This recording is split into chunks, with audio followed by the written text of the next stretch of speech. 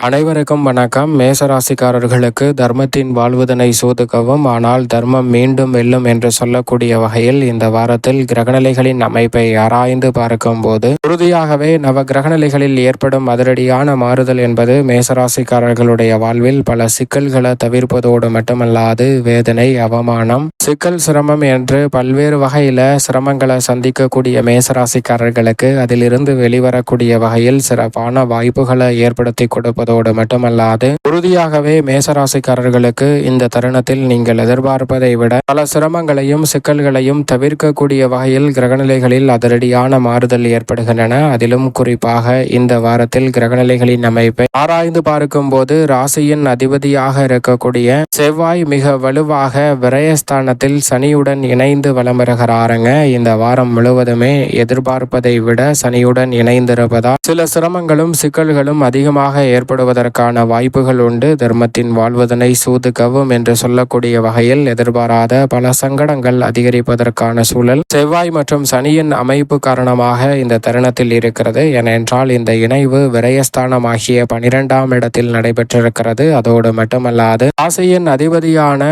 செவ்வாயும் ராசியின் நீட்ச அதிபதியான சனியும் ஒன்றிணைந்திருக்கும் இந்த வேலை என்பது சற்று கூடுதல் கவனத்துடனும் விழிப்புணர்வுடனும் இந்த தருணத்தை அணுக வேண்டும் என்பதால் திட்டவட்டமாகவும் தெளிவாகவும் துல்லியமாகவும் எடுத்து காட்டுகிறது. அதே வேளையில் ராசியின் அதிபதியான செவ்வாய் குருவின் ஆட்சி வீட்டில் மோட்சஸ்தானத்தில் இருக்கக்கூடிய இந்த வேளையில் மனதில் ஏற்படக்கூடிய பல்வேறு வகையான சஞ்சடங்கள், சிரமங்கள், சிக்கல்கள் போன்ற அனைத்திற்கும் தெளிவு பிறக்கக்கூடிய வகையில் சிறப்பான மாறுதலை இந்த தருணம் ஏற்படுத்தி கொடுக்கிறது. ராசியின் அதிபதியான செவ்வாய் விரயஸ்தானத்தில் இருப்பதால் இந்த தருணத்தில் சுப விரயம் நிச்சயமாக கைகூடும். 7.5 சனியில் விரயசனியின் ஆதிக்கம் நிறைந்திருக்கக்கூடிய வேளையில் எதிர்பாராத விரய செலவுகள் ஏற்படுவதற்கான சாத்தியக்கூறுகள் உண்டு. சற்று கவனத்துடன் இருந்தால் சுப விரயங்களாக நிச்சயமாக மாற்றிக்கொள்ள முடியும். அதே வேளையில் நீதி தவறாத, நடுநிலை தவறாத, நியாயஸ்தராக செயல்படக்கூடிய ராசியின் நீட்ச அதிபதியாக திகழும் சனி பகவான் விரயஸ்தானத்தில் வலம் வரக்கூடிய இந்த வேளையில் கூடுதல் கவனத்துடனும் விழிப்புணர்வுடனும் இருந்தால் பல சிரமங்களையும் சிக்கல்களையும் நிச்சயமாக மேசராசிக்காரர்கள் தவிர்க்க முடியும். குறிப்பாக தொழில், வியாபாரம், உத்தியோக ரீதியான பணிகளில் இந்த தருணத்தில் சற்று கூடுதல் கவனத்துடன் இருக்க வேண்டும். எதிரிகள் பலம் அதிகரிப்பதால் இந்த தருணத்தில் யாரையும் நம்பி எந்த பொறுப்பையும் ஒப்படைக்காதீர்கள். கேட்ட இடத்தில் சலுகைகள் தாமதம் பெறுவதற்கான வாய்ப்புகள் உண்டு. தர்மத்தின் வாழ்வதனை சூதுக்கவும் என்று சொல்லக்கூடிய வகையில் சில சிக்கல்கள் சனியின் அமைப்பு காரணமாக இருப்பதற்கான சாத்தியக்கூறுகள் உண்டு. எனவே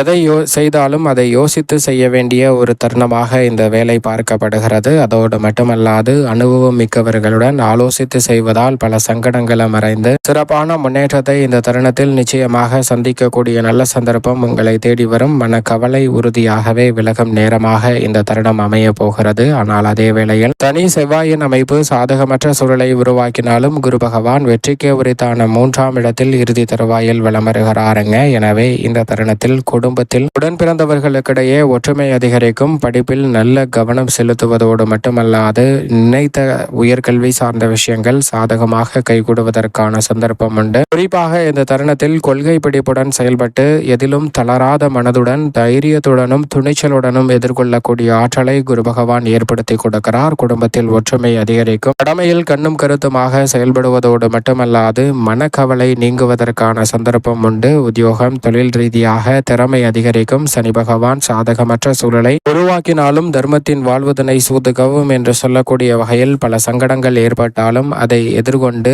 சரியானதாக, சிறப்பானதாக மாற்றிக்கொள்ளக்கூடிய வகையில் இந்த தருணம் சிறப்பான வாய்ப்பை உறுதியாகவே ஏற்படுத்தி கொடுக்க போகிறது. எனவே சரியாக இந்த தருணத்தை பயன்படுத்திக் கொள்ளுங்கள். எதிர்பார்ப்பதை விட அதிரடியான மாற்றத்தை நிச்சயம் நிறைவாக சந்திக்கக்கூடிய நல்ல சந்தர்ப்பம் உறுதியாகவே மேசராசிக்காரர்கள் ஆகிய உங்களை தேடி வருவதற்கான முதன்மையான யோகம் இந்த தருணத்தில் உண்டு. அதோடு மட்டுமல்லாது இந்த வேளையில் மேசராசிக்காரர்களுக்கு குரு பகவான் பல இடங்களை தனது பார்வையால் வலுப்படுத்துகிறாருங்க.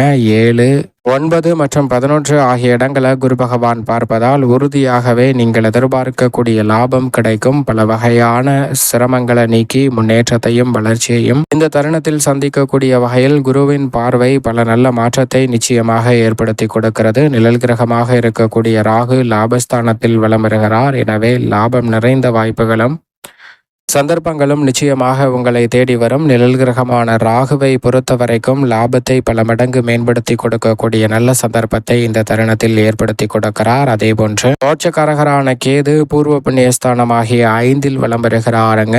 இந்த தருணத்தில் மனதில் ஏற்படக்கூடிய குழப்பம், தொய்வு போன்றவற்றை விலக்கி வேகத்துடனும் விவேகத்துடனும் செயல்படக்கூடிய நல்ல வாய்ப்பும் சந்தர்ப்பமும் நிறைவாக கிடைக்க போகிறது. உங்களது திறமைக்கு உரிய அங்கீகாரம் கிடைப்பதோடு மட்டுமல்லாது எதிர்பார்க்கக்கூடிய பல காரிய தடைகளை தகர்த்தறிந்து சிறப்பான வளர்ச்சியையும் முன்னேற்றத்தையும் இந்த தருணத்தில் சந்திக்கக்கூடிய நல்ல சந்தர்ப்பம் உறுதியாகவே உங்களை தேடி வருகிறது. நிழல் கிரகமான ராகு மற்றும் கேதுவை பொறுத்த வரைக்கும் தர்மத்தின் வாழ்வதனை சூதுகவும் என்று பல சிக்கல்களை சந்தித்து வந்தாலும் அவை அனைத்தையும் எதிர்கொண்டு வெற்றிகரமாக மாற்றிக்கொள்ளக்கூடிய அற்புதமான அமைப்பில் வலம் வருகின்றன. அக்கம் பக்கத்து வீட்டாரின் பிரச்சனையும் நிலத்தாரின் பிரச்சனையும் சுமூகமாக தீர்வு காணக்கூடிய சந்தர்ப்பம் நிச்சயமாக உண்டு. நன்மை நிறைவாக கிடைக்கக்கூடிய வகையில் பல காரியங்களில் எதிர்பார்க்கக்கூடிய வெற்றி வாய்ப்பும் முன்னேற்றமும் நிறைவாக கிடைக்கும் ஒரு சிறப்பான தருணமாக இந்த வேலை அமையக்கூடிய முதன்மையான சந்தர்ப்பம் கிடைக்கிறது. முடிக்கவே முடியாது என்று நினைத்த பல காரியங்களை சிறப்பாகவும் செம்மையாகவும் முடிக்கக்கூடிய நல்ல சந்தர்ப்பம் இந்த வேளையில் நிச்சயம் நிறைவாக கிடைக்க போகிறது. எனவே சரியாக பயன்படுத்திக் கொள்ளுங்கள். அதோடு மட்டுமல்லாது இந்த தருணத்தில் பெரிய அளவில் முயற்சியின்றி எடுத்த காரியங்கள் அனைத்திலும் வெற்றி கிடைப்பதற்கான நல்ல சந்தர்ப்பம் நிழல் கிரகமான ராகு கேதுவின் அமைப்பால் உண்டு. அதைவிட ராசியின் உச்ச அதிபதியாக இருக்கக்கூடிய சூரியன் இந்த வேளையில் உச்சபலம் பெற்று ஜென்ம ராசியில் வலம் வருகிறார். அவருடன்